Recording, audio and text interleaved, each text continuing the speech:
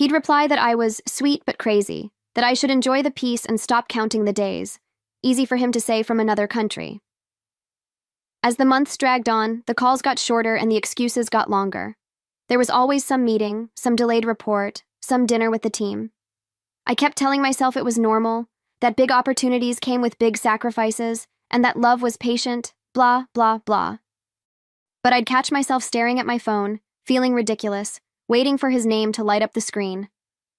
One night, after hanging up from yet another rushed call where he said he was exhausted and needed to sleep, I sat on the couch in the dark and realized something terrifying. I wasn't sure who I was anymore without him in the room. One morning, after waking up from a dream where he was actually beside me, I sat at the edge of the bed and just broke. Not loudly, not dramatically. Just this slow, quiet kind of collapse where the tears slide down before you even realize you're crying. I missed him so much it felt ridiculous, almost embarrassing. And yet I kept holding on to this idea that surprising him would fix everything. That maybe the distance was what was tearing us apart, not something deeper I didn't want to name. At work, I caught myself zoning out during meetings, staring at spreadsheets that suddenly looked like scribbles from another planet. My boss asked if I was doing okay, and I smiled like someone holding duct tape over a cracking dam. The truth was, I wasn't okay. I hadn't been for months, so I did something I'd never done before. I asked for vacation. The words felt strange leaving my mouth, like they belonged to someone braver. My boss blinked, surprised, then nodded. That's when it hit me. I was really going. Buying the plane ticket felt like diving off a cliff. My hands shook as I typed in my credit card information, like part of me already knew something was off. But I pushed that feeling aside, focusing instead on the fantasy I'd been feeding myself for weeks.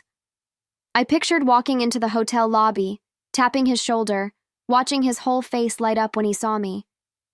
I imagined him saying he missed me too much, that the distance had been killing him, that everything would go back to how it was. I clung to that image like it was oxygen. When the plane finally touched down, my whole body buzzed with this nervous, hopeful energy. You know that feeling when you're about to open a gift you've dreamed about for ages? That was me, practically vibrating in my seat as we taxied to the gate. The airport smelled like coffee and jet fuel, and somehow even that felt romantic to me. I kept imagining him saying he couldn't believe I came all this way just for him. I kept touching my wedding ring, twisting it like a charm that could keep my hope alive. The cab ride to his hotel felt endless. I kept glancing out the window, noticing the city he'd been living in for almost a year. Its tall, bright buildings, its crisp air, its people moving like they all had somewhere to be. I wondered if he thought of me when he walked these streets, if he saw something beautiful and wished I were there beside him. I tried to steady my breathing, telling myself everything would make sense once I saw him, once I was in his arms again. God, I was naive, but hope can be such a stubborn little parasite. When the cab finally pulled up to the hotel he always mentioned, the one with the glass facade and the golden logo, I felt my pulse pounding inside my ears. I stepped inside the lobby, dragging my suitcase, smoothing my hair like a teenager on a first date. The marble floor gleamed, the air smelled like citrus and luxury, and the soft piano music made everything feel like a perfect scene waiting for its happy ending. I stood there, ready to surprise the man I loved more than my own sense of self. Then the elevator chimed behind me. I turned toward the elevator with this stupid smile already forming on my face, the kind you can't control because your whole body is convinced something magical is about to happen. But then, God, I still feel my stomach twist when I think about it. I saw him. And he wasn't alone. His hand was wrapped around someone else's, fingers intertwined in that intimate, casual way couples hold hands when they're comfortable, when they're used to it. The woman beside him was laughing, her head tilted slightly toward him like she belonged there. For a second, my brain just refused to process the scene. I actually thought maybe it was some kind of misunderstanding. Maybe he was helping a coworker. Maybe she tripped. Maybe something. Anything. But then I saw his left hand clearly, bare. No ring. The same ring he swore he never took off because it felt wrong, not having me close to him. The same ring I'd twisted between my fingers in the cab, praying he still cared as much as I did. The moment I registered that little patch of naked skin on his finger, It felt like someone drove a cold nail straight through my chest. He saw me. He froze. His whole face drained of color so fast it reminded me of spilled ink disappearing into water. The woman's smile faded as she followed his gaze, her eyebrows pulling together in confusion. And there I was, standing in the middle of the lobby like a ghost who hadn't realized she was dead yet. My suitcase handle slipped from my hand and hit the floor with a dull thud. He didn't even let go of her hand at first. He just stared at me like I was the problem, like I wasn't supposed to be there. He finally dropped the woman's hand, but not fast enough to erase the truth I'd already swallowed like poison. He walked toward me with this mix of panic and irritation twisting his features, the kind of look someone gives when they've been caught but still think they're entitled to control the narrative. He leaned in slightly, lowering his voice like he was doing me a favor, and said I shouldn't have just shown up like that. As if surprising my own husband was some kind of crime. As if his panic was my fault. He whispered that it wasn't what it looked like, that I was misinterpreting things, that he could explain everything upstairs. His eyes kept darting around the lobby, checking who might be watching, who might notice his wife and his mistress breathing the same air. He actually had the audacity to say I was creating a scene, even though I hadn't said a single word. I remember standing there, completely still, while he kept talking in that frantic, hushed tone, saying I shouldn't jump to conclusions, saying he was going to tell me eventually, saying I was ruining everything he worked for. The woman stepped slightly back, clearly uncomfortable, mumbling something about giving us space. She looked shocked, maybe even embarrassed, but not half as destroyed as I felt. I remember blinking slowly, like my body was lagging behind reality, my heart refusing to catch up because it knew the moment it did, it would break. And yet, some strange, icy calm began to settle over me. The kind of calm that doesn't come from peace, but from devastation too deep to reach the surface. I wasn't crying. I wasn't screaming. I was just empty. He kept reaching for my arm, whispering that we needed to talk privately, but every time his fingers got close, I stepped back like his touch might burn me. And honestly, it would have. At that moment, everything about him felt foreign. His voice, his smell, the way his lips tightened when he didn't get his way. He said he never meant for me to find out like this, like he genuinely believed there was a version of this betrayal that would have gone down smoothly if only I had stayed in my country, alone, waiting like a fool. The hotel lobby suddenly felt too bright, too clean, too exposed. I could hear the soft shuffle of guests walking by, the muted clinking from the bar, the faint hum of the air conditioning. All these normal sounds wrapped around something unreal, something sickening. He whispered that she was just someone from work, that I was overreacting, that I had no idea how hard things had been for him lately. It was almost laughable, him standing there, begging me to behave, while the woman he was cheating with watched from a distance like an extra in a bad drama. I didn't say a single word, not one. I just turned around, picked up my suitcase, and walked past him slowly, deliberately, without letting my face crack. He called after me in that low, tense voice, saying I shouldn't act impulsively, saying we could fix this if I stopped making assumptions. I kept walking, my pulse strangely steady. Because in the middle of that heartbreak, a single cold realization settled in my mind like a seed planting itself deep. I didn't need to scream or slap or beg. I already knew exactly how to end him, and he would never see it coming. I checked into another room on a different floor, far enough from his to breathe, but close enough to feel the tremors of what had just happened reverberating through the building. When the door clicked shut behind me, the silence felt like a slap. No footsteps, no voices, just the sound of my own heartbeat pounding in my ears, reminding me that I was still alive even though everything inside me felt shattered. I sat on the edge of the bed, staring at my suitcase as if it belonged to another woman, one who'd flown across an ocean for love, not humiliation. Eventually, the shock gave way to clarity. That cold, razor-sharp kind of clarity that doesn't ask permission. I replayed every phone call from the last 9 months, all his rushed goodbyes, all the nights he said he was too tired to talk, all the weekends he claimed he was stuck in meetings. The puzzle pieces began snapping together with cruel precision. The distance hadn't broken him, it had freed him to build a life where I existed only when it was convenient. Freed him to rewrite the story of our marriage while I clung to memories like they were priceless heirlooms. I opened my laptop, my fingers steady in a way that surprised me. If he thought he'd blindsided me, he had no idea who he was dealing with. Buried in old emails and contracts was something he had apparently forgotten: our marriage agreement, the one he insisted on before moving abroad. I found the PDF, opened it, and there it was in black and white, the fidelity clause. The clause, he said, was just a formality, the one he promised would make us both feel secure while he was away.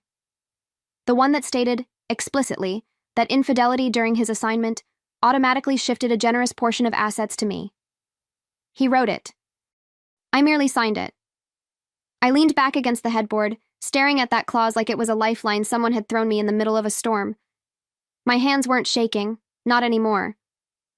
Instead, something inside me straightened, like a spine realigning after years of bending for someone else's comfort.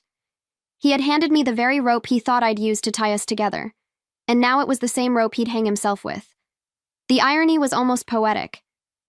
I could practically hear his voice from months ago, insisting that the clause would protect our marriage, when in reality, it was about protecting his money. And now? Well, life has a funny way of flipping the script. Still, I knew feelings alone wouldn't get me anywhere, so I began gathering proof, not in rage, but in precision. I opened the hotel's app, checked the time-stamped elevator logs, requested digital receipts showing he'd authorized a second guest key for his room. I took photos of the moment in the lobby while his hand was still tangled with hers, his bare ring finger shining like a confession. Every detail mattered. Every piece of evidence was a brick in the wall I was quietly building around him.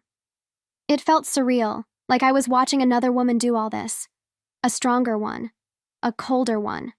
One I didn't know I could become. By the time I finished, night had settled outside the window. Deep, velvety, indifferent.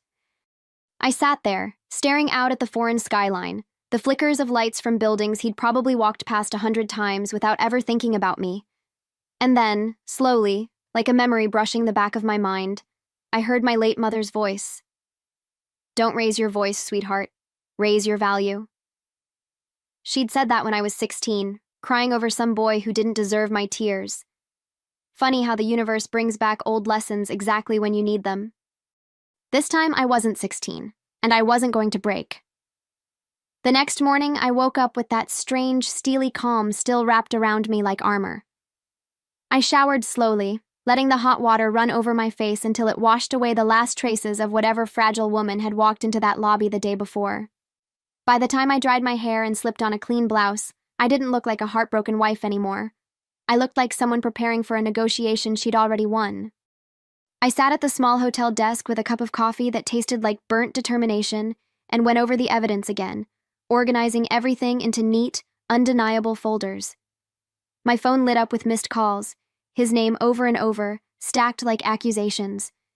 He'd left messages too, whispering that we needed to talk like adults, that I was being dramatic, that he couldn't fix anything if I kept shutting him out.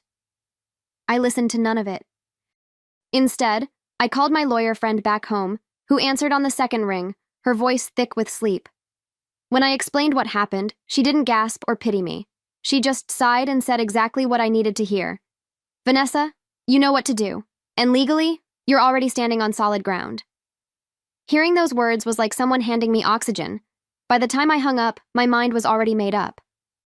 I composed an email to my husband asking him to meet me for breakfast in the hotel restaurant the next morning. No accusations, no anger, just a simple request. I knew he'd show up, part guilt, part fear, part the illusion that he might still manipulate the situation in his favor. As soon as I hit send, I felt that same calm settle deeper, rooting itself. Tomorrow, he'd walk into that restaurant thinking he could explain his way out of the mess he created. Tomorrow, he'd learn that I wasn't the woman he left behind 9 months ago. And God help him, because I wasn't coming to save him. He arrived at the restaurant the next morning looking like he hadn't slept a single minute, which, honestly, was a small pleasure I allowed myself to savor. His eyes darted around the room before landing on me, and he walked over with that same tense half-smile he used whenever he wanted to soften bad news. He slid into the chair across from me and leaned forward immediately, whispering that he was glad I was finally willing to talk, as if the entire mess was the result of my stubbornness, not his choices. I wrapped my fingers around my coffee cup, letting its warmth steady me, and simply said, "Go ahead." He launched straight into excuses, like he'd been rehearsing them all night. He said the distance had been harder on him than he'd admitted. He said he felt lonely, overwhelmed, unsupported. He said I was too emotional and that he never knew how to handle my feelings from so far away. According to him, he'd slipped, but he was going to end it, and I had picked the worst possible moment to show up. The way he talked about his betrayal made it sound like a scheduling conflict, something minor, inconvenient, nothing more. He even asked me not to punish him for being human. I didn't interrupt him, not once. I just listened, stirring my coffee slowly, watching him twist himself into knots trying to justify the unjustifiable. His voice shook every time he said something he clearly didn't believe. He kept glancing at the other guests, terrified someone might overhear. In his mind, the biggest tragedy in that moment wasn't that he'd annihilated our marriage. It was that he might be embarrassed over breakfast. When he finally ran out of excuses, he sat back like he'd delivered some profound confession. He waited for forgiveness. And that's when I set my cup down and reached for my folder. I laid the first document on the table with the kind of calm that made his eyebrows knit together in confusion, at least until he realized what he was looking at. His own signature stared back at him from the bottom of the page, bold and unashamed. The fidelity clause he had insisted on, outlined in crisp legal language and highlighted neatly. I watched his throat tighten, watched the color drain from his face for the second time since my arrival. He whispered my name like a warning, like I was the one doing something terrible. Before he could say anything else, I placed the next folder beside it. Photos, timestamps, screenshots, hotel records, proof, simple, clean, undeniable. He reached for one of the photos with trembling fingers, mumbling that it wasn't fair, that I had planned this, that I was setting him up. I almost laughed. He truly thought the universe had conspired against him, rather than acknowledging that he had handed me every weapon I was using. When he finally looked up at me, panic etched across his face, he whispered that I couldn't possibly destroy everything we had built over one mistake. I leaned back in my chair, folding my hands in my lap, and spoke in a tone so soft it made him flinch. I told him that I wasn't raising my voice. I wasn't fighting. I wasn't begging. I was simply acknowledging the choice he made, while accepting the consequences written in his own handwriting. He said I was being cold, said he didn't recognize me. And maybe he didn't. Maybe he never really knew me at all. The other guests carried on with their breakfast, unaware of the quiet implosion happening at our table, unaware that his life, as he knew it, was dissolving right in front of him. He leaned in, his voice barely above a whisper now, begging me not to throw everything away, as if I were the one shredding vows between my fingers. He said we could handle this privately, that involving lawyers would ruin his reputation, that people would misunderstand. The irony nearly made me smile. He was terrified, not because he loved me, not because he regretted what he'd done, but because he finally realized losing me meant losing the comfortable life he'd built on top of my loyalty. He kept insisting we could fix it, but his eyes were wide, glassy, calculating. He wasn't pleading for us, he was pleading for himself. I finished the last sip of my coffee, set the cup down gently, and told him I wasn't here to make a scene. I wasn't here to scream or sob or claw at the tablecloth like some wounded animal. Those were the theatrics he expected, the ones he could twist into a story about me being unreasonable. Instead, I told him I had already spoken to my lawyer. I told him the evidence had been archived. I told him the process had begun. His mouth fell open in this silent, stunned gasp, like he couldn't comprehend that I had moved without waiting for his permission. He whispered that I was being cruel, that he never thought I'd do this to him. To him. I stood, smoothed my blouse, and picked up the folder as calmly as if I were leaving a casual brunch. He stayed frozen, staring up at me like a man watching the ground disappear beneath his feet. I told him he didn't need to worry. I wasn't going to embarrass him further. I wasn't interested in revenge painted in public humiliation. My voice stayed steady as I said the only thing left to say, that he had made his choices, and I was finally making mine. Then I walked out of the restaurant without looking back, the soft clatter of dishes behind me fading as I pushed open the doors and stepped into the bright, blinding air, already thinking about the flight home. The flight home felt strangely peaceful, like my body had finally stopped fighting a storm I didn't know I'd been standing in for months. I stared out the window at the clouds below, their soft, endless layers reminding me of blankets I no longer needed to hide under. For the first time since he left for that job overseas, I wasn't checking my phone every few minutes. I wasn't waiting for his name to pop up, wasn't imagining what he was doing, who he was with, or whether he was thinking about me. My mind was quiet in a way that felt unfamiliar, almost luxurious. When I landed, the airport smelled like home: coffee, humidity, that mix of metal and movement that always used to feel lonely but now felt grounding. The car ride back to my apartment gave me time to breathe, really breathe. I looked at the city passing by my window, the streets I used to walk while counting the days until he'd come back. I realized I wasn't counting anymore. I wasn't waiting for anything. The silence beside me wasn't a punishment. It was space. Space I finally had for myself. Back in my apartment, everything looked exactly as I left it. But it didn't feel the same. The living room, once a shrine to all the nights I spent missing him, was suddenly just a room. The couch wasn't a place to curl up with loneliness anymore. It was just furniture. I walked to the kitchen, made myself a cup of coffee, and leaned against the counter, taking that first slow sip. The warmth spread through me, calming, quiet. It was the simplest moment, but it felt like a declaration. I was home. And he was no longer the center of my universe. The messages started that same evening, his name lighting up my screen over and over like a siren I refused to answer. At first, the voicemails were calm, almost rehearsed. He said he understood why I was hurt and that we could work through this if I stopped acting rashly. When I didn't respond, his tone shifted. He said I was overreacting, that I was misinterpreting everything, that I was letting other people influence me. And then, when silence pressed back hard enough, the last layer snapped. His voice cracked with panic as he said, I couldn't do this to him, that I wouldn't seriously go through with something that would ruin his life. But I did nothing. I just let the phone buzz until it stopped. After a while, the quiet became comforting. I put my phone face down, sank into my couch, and allowed myself to cry. Not the broken, desperate sobs he probably expected, but a slow, steady release of everything I'd carried alone for months. Tears for the woman I used to be. Tears for the marriage I thought I had. Tears for every lonely night I mistook for loyalty. The next morning, I forced myself into a routine again, not to pretend everything was fine, but to remind myself that my life still belonged to me. I went for a walk around the block, breathing in the scent of wet pavement and early sunlight. I showered. I brushed my hair slowly. I opened the windows and let the breeze fill the apartment. Normal things, quiet things, human things. It was strange, realizing how much space betrayal takes up inside you, and how slowly, beautifully, it begins to shrink when you stop feeding it attention. When my lawyer called to update me on the process, her calm confidence felt like someone steadying my shoulders. I wasn't alone in this anymore. I wasn't powerless.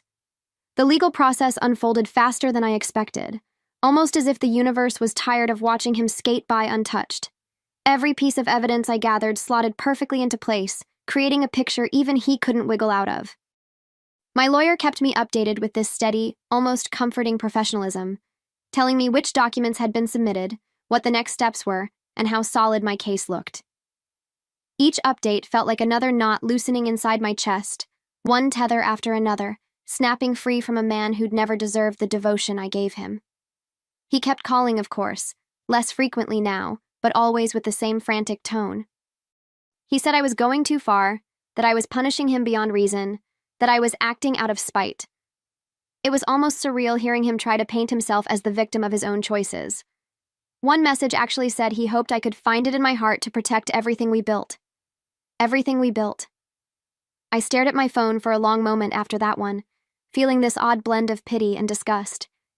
He had no idea, absolutely no idea, that what I was protecting now was myself. The morning the final decision came in, my lawyer called with a smile in her voice. The assets were transferred. The terms were executed exactly as signed. The clause he thought would protect him had become the very tool that freed me.